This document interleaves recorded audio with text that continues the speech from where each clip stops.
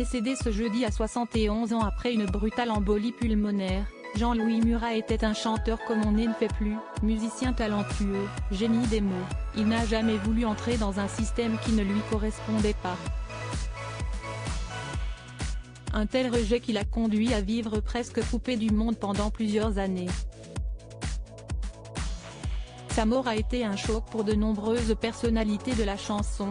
À 71 ans, Jean-Louis Murat est mort brutalement ce jeudi après une embolie pulmonaire inattendue. Un décès qui vient clore une vie loin du star system, que le chanteur a passé sa vie à rejeter, lui qui préférait largement son Auvergne natale aux lumières et aux paillettes parisiennes.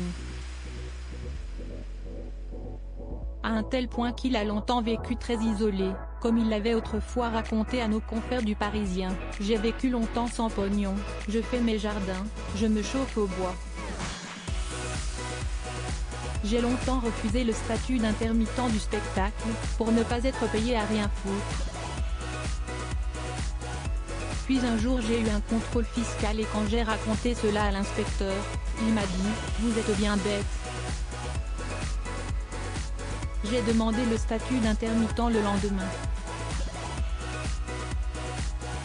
Il faut dire que ses collaborateurs et amis dans le métier étaient plutôt rares.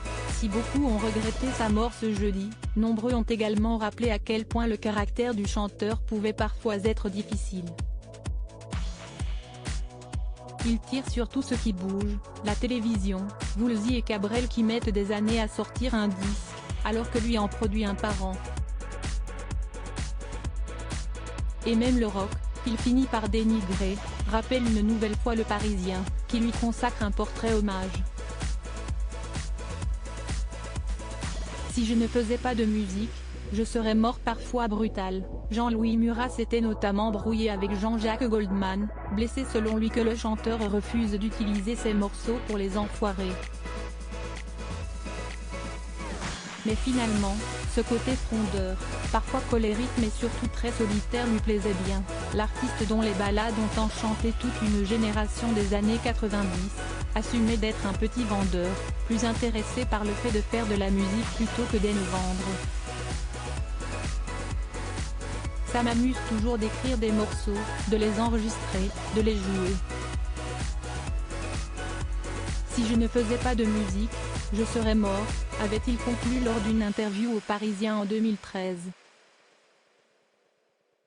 10 ans plus tard, l'homme est malheureusement décédé brutalement mais l'artiste, lui, ne mourra jamais.